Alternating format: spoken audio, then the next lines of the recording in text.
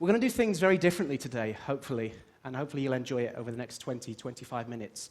I'm going to be a little bit less corporate, if I may, and talk about V-drums from an end user's perspective and how I use them as a musician. When myself and Toyono-san put this presentation together, we know that you've seen V-drums already. We know you've seen the wonderful 7 new kits on stage. So maybe today, after spending a lot of time with V-drums over the past 5, 6, 7 years, maybe I can help with some new marketing approaches of the way our end users see V-drums. I'm going to cover 5 points today. First of which, as we've already been saying with Toyono-san, is about harmonization. Now, drummers are very strange people. We spend hours in music stores looking for the right pair of sticks. There are so many sticks out there, thousands of different shapes, sizes, materials. Before we play drums, we have to have the right tools in our hand. This is before we get this wonderful range. So we pick the right pair of sticks. I've been playing drums for 35 years, and I still haven't found the right pair of sticks that I feel comfortable with. Still searching, always for the right harmonization between hands and sticks, my tools of my trade. So I'd like to talk about harmonization. What is harmonization? Well, for me personally, as a V-drummer or musician, it's the relationship between how I play to how I feel. If I'm going back to basics with snare drumming, how I first started playing drums was on a snare drum when I was 4 years old. The harmonization of hands and instrument. Drumming has evolved so much, of which I will share with you later on. But firstly, I'm going to talk about the snare drum. So we already have harmonization between hands and sticks. Next, it's the harmonization between how the sticks feel and the playing surface. Now, we're very unique with Roland. We have raised the bar and set the standard for many years. We have this wonderful mesh head, which when I'm doing clinics, I talk about the mesh or the playing surface as a trampoline. We've all jumped on trampolines as kids, right? So if I jump in the middle of the trampoline, I'm going to go very high, and it's going to feel great. If I jump at the end of the trampoline, I'm not going to go so high, and it's going to feel differently when I'm jumping. It's exactly the same when I play the snare drum. This is before I tune it. This is one unique experience. This is the harmonization between human and playing surface. We also have the harmonization between playing surface and the sound engine. So three-way harmonization, which is tremendously important. So playing examples, and I know you've seen this many times with the videos we've produced over the years, but I can't emphasize how strong this is as a value for Roland. So, a trampoline. It feels great. I play most of my time in the middle of the snare drum. Now, wherever I play on the drum, as you know, it feels different. It feels so different. But it also sounds different. Now, to drummers who spend hours in drum stores, if they play an acoustic snare drum, it's all about the feel, how this instrument reacts to my sticks, the harmonization. The second part I'd like to look at is the harmonization between all our playing surfaces. Now, if we imagine the trampoline approach, if I play my acoustic drums at home, my natural progression of tonal instruments is small tom to big tom. My tuning will change. I will have my high tom very tight, like a snare drum. And as I go around my instruments, the tuning gets more loose and more realistic. Obviously, we can do this with V-drums because we have amazing tunability, which none of our competitors have unique harmonization. Really important. Moving on from there, I'd like to show you my second point, if I may. Can I ask you guys a question, if I can, if I'd be so bold? If I'm playing at home or on stage or a recording environment, I have these wonderful instruments of which I play many surfaces. Where do I play the most? Any ideas? Snare? We knew you'd say snare, didn't we, Toyono-san? Snare? Dum, ah, dum, ah, dum, dum, ah, dum, dum, ah, da, da, da, da, da. Could be more bass drum. Any more? Hi-hat. Absolutely. The place I spend the most when I play my V-drums is on the hi-hat. I play quarter notes, eighths, sixteenths. Brrr. It's the thing that keeps me in time. I always spend all my time playing the hi-hat. Now, we talk about harmonization. We're looking at the relationship between our limbs, the playing surface, and the sound engine. Three-way harmonization. If we look at the hi-hat, how many different types of harmonization do we think we possibly have? Relationship between hands, the playing surface, and the sound module. 3? 4. Absolutely. Because we also have harmonization on the feet. So the interesting thing with the hi-hat here, and I'll talk about SuperNATURAL in a second, is we have four-way harmonization, which is so realistic. Now this behaves like any hi-hat I want it to in the world, beautifully. I can sit down on the hi-hat, just play a simple double stroke roll. Because we have 127 different stages of opening and a different note for each stage, I can press my toes into the hi-hat pedal and it will change the note. I can press it as hard as possible and it will change the note. This to a drummer is incredible. If I'm playing a hi-hat and I really stamp on the hi-hat, if I change the pitch of an acoustic instrument, this now is so important in drum world, and we can do it. This is so good for electronic drums. So, harmonization between hands, playing surface, sound engine, and feet.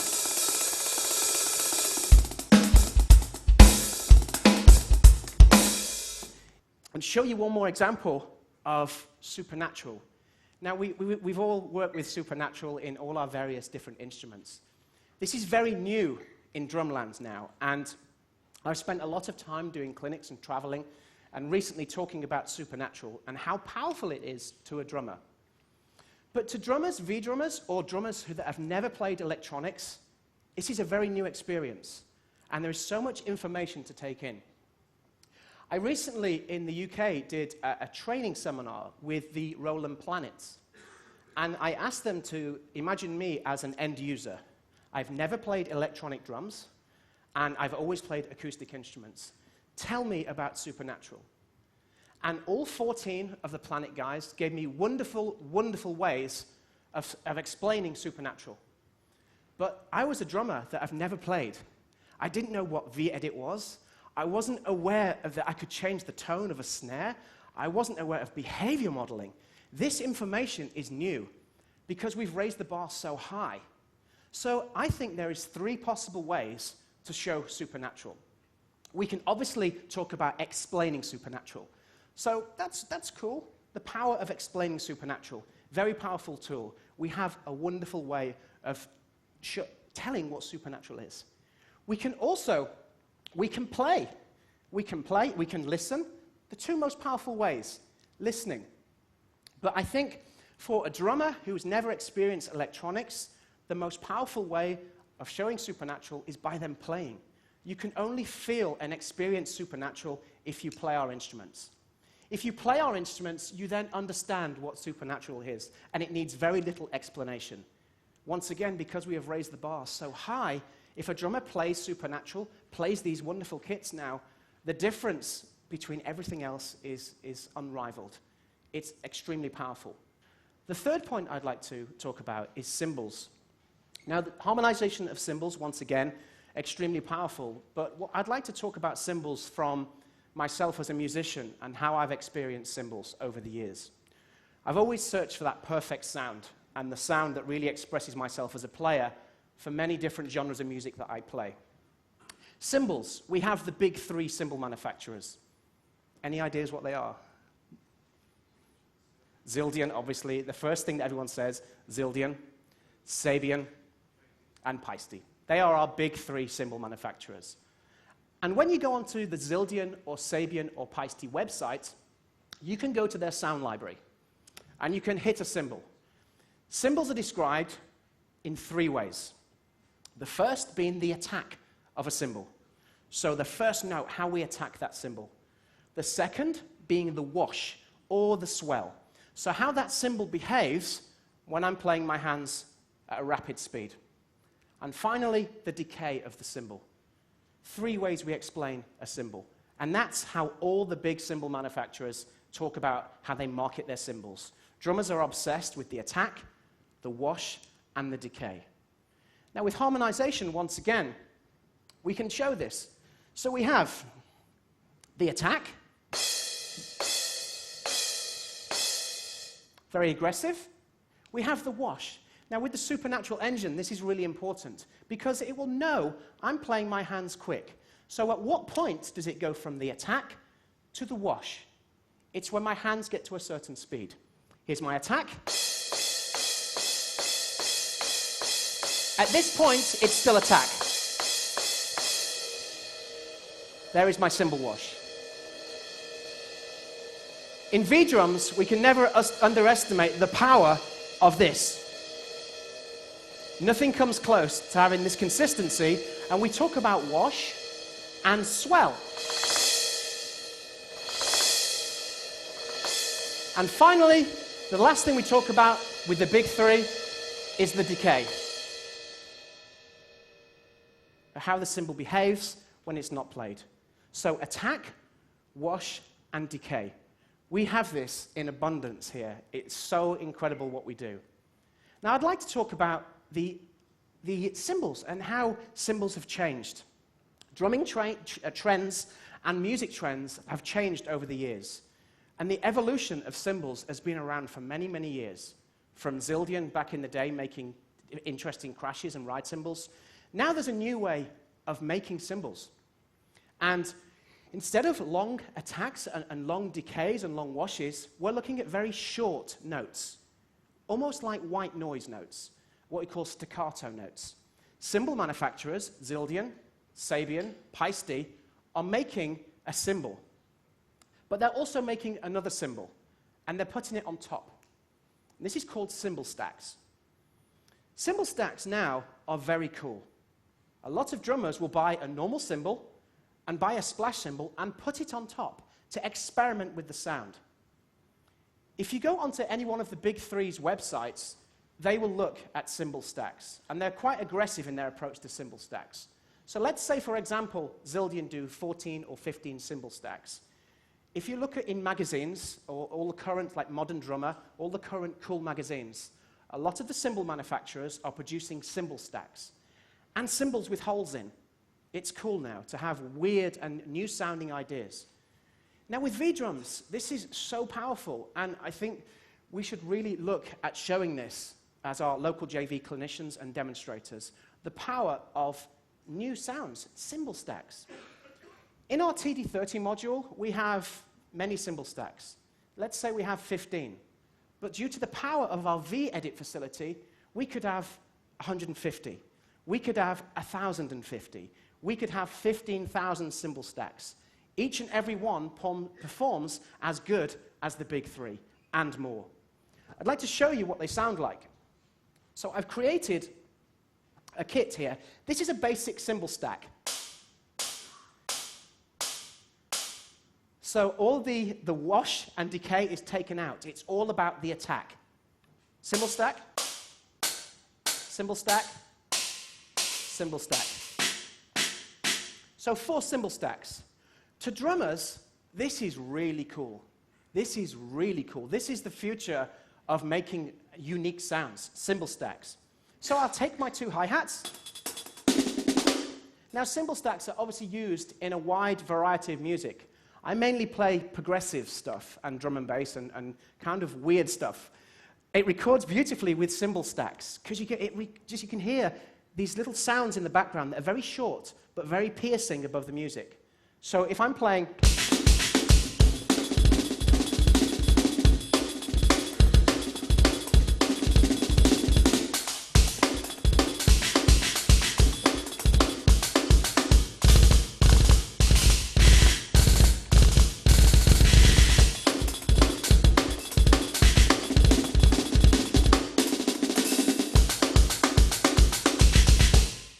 so cymbal stacks are really, really, really cool.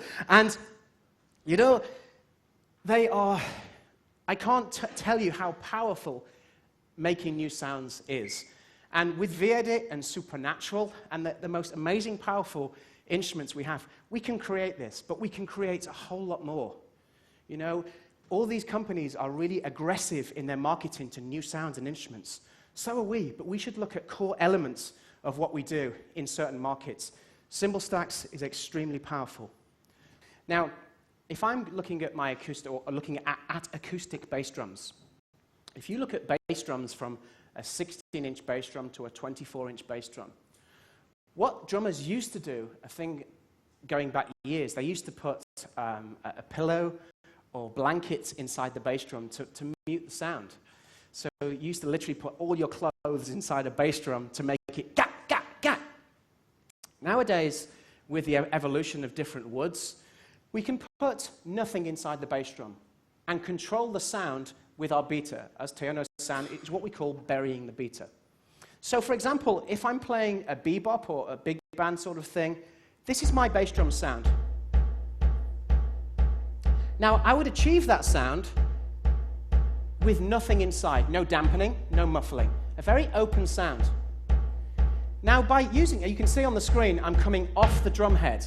I can get a more aggressive approach, but I can mute the overtones of that bass drum, so control the environment of the resonance. So harmonization between my foot, my playing surface, and my sound engine. So if I'm playing it straightforward,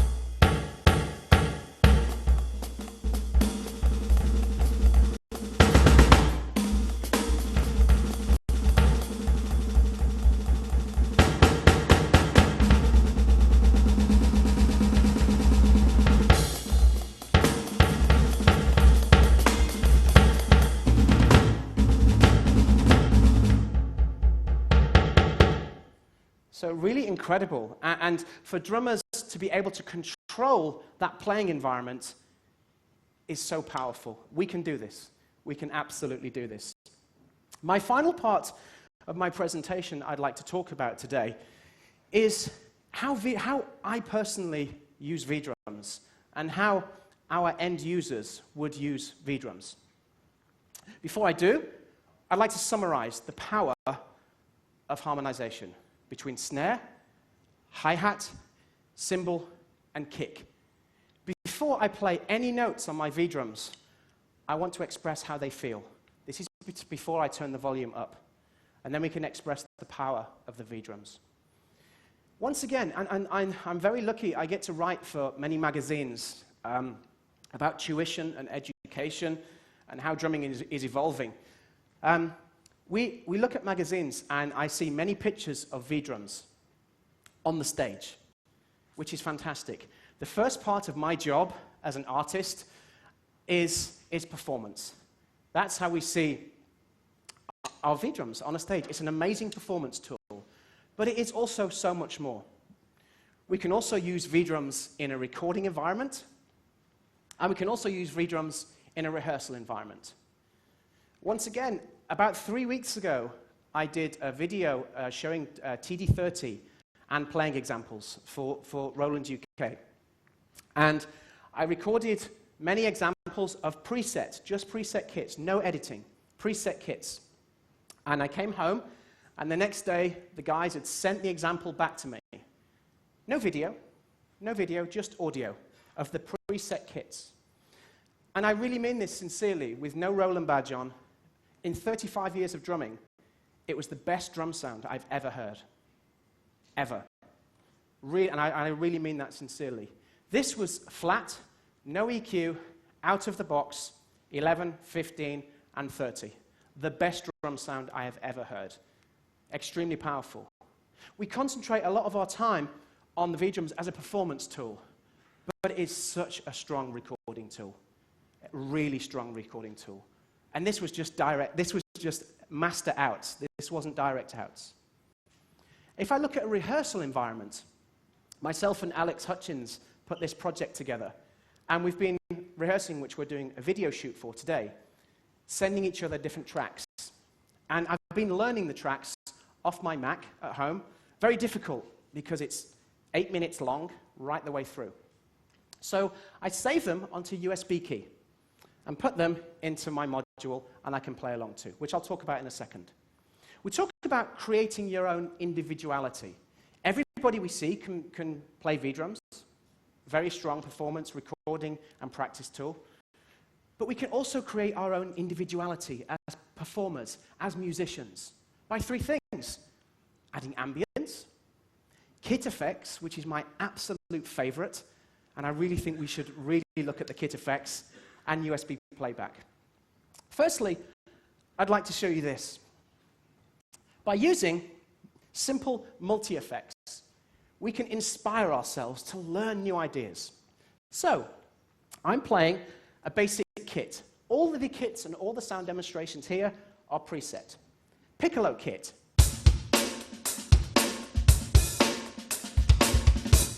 Very dry, very aggressive. Now, we have many different multi-effects with a tremendous amount of editing capabilities. I'm going to select multi-effects. I've gone to pitch shift. But not just drums. I've selected pitch shift, two different types of pitch shift, adding delay. This is where we're into really cool territory for drummers. This is very new. So I can change that pitch.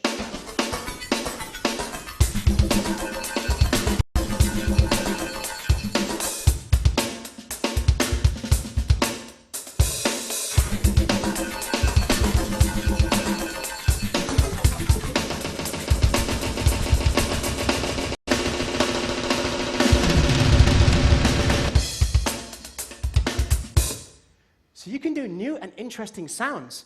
Recording, rehearsing, incredible, incredible, incredible. So if I move on from there, I can go to ambience. Now, I'm sure most of you have seen the ambience demonstrated many, many times. Once again, using those three elements, performing, recording, and rehearsal, the ambience can take on some really new kind of cool stuff. So, very dry kit. You can see on the screen I've got my master fader, and I'm just going to take it up and down. So here's my sound, ambience on, ambience off. So I will show you here of what you can create, and this is the power of V-drums. Check this. So.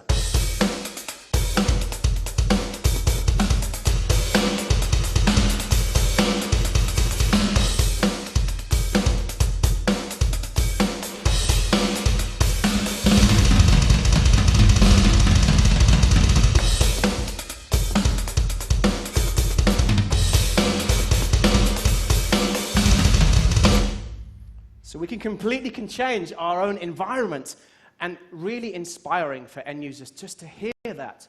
When I've demonstrated that and the guys have sat down and played it, and I've just pushed the faders up, you can see their faces light up like Christmas Day morning. It's incredible, really, really powerful. And the final one I'd like to share with you in my presentation is rehearsal. Now, we know it's an amazing performance tool, we know it's an amazing recording tool, but it's a very, very strong rehearsal tool as well. All of my rehearsals now for the different projects I'm doing, I found a new way to rehearse here. So I've selected a kit, my piccolo kit once again. Now I'm going to go to my USB key. I'm going to play a track off my USB key. Now we all know the value of A and B repeat in most of our instruments. I can get to a piece of music, press A, and then press B. And it will go round that piece of music. I can also slow that down. Speed it up, slow it down. But what I can also do, that means I've got to stop. I have to stop, put my sticks down, and physically press. Now I've got an extra pad here. I don't know if you can see on the side. I have an extra pad. I can trigger A and B repeat. So for example, if I go to my USB key, I play a track. So the track's going to start. I can start rehearsing. I can change the speed. So there's the track. Now, I can select A and B repeat by hitting it. A, B. So I don't have to stop playing. I can keep playing. And on.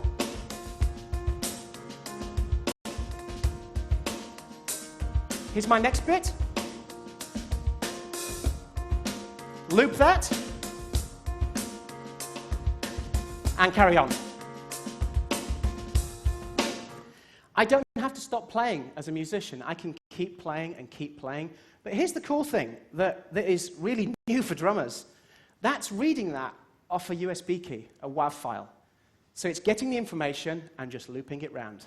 So I could practice a whole song for parts that I don't understand and just loop it in real time.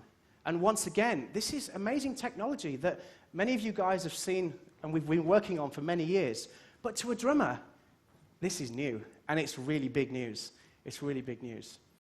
So to finalize, I would just like to say, I get to work with the R&D team in Roland quite a lot, and Nishi-san, obviously, and Toyono-san invited me back here to perform, which is just the best feeling ever. It's really inspiring to see the instruments, and it's really inspiring to play the instruments.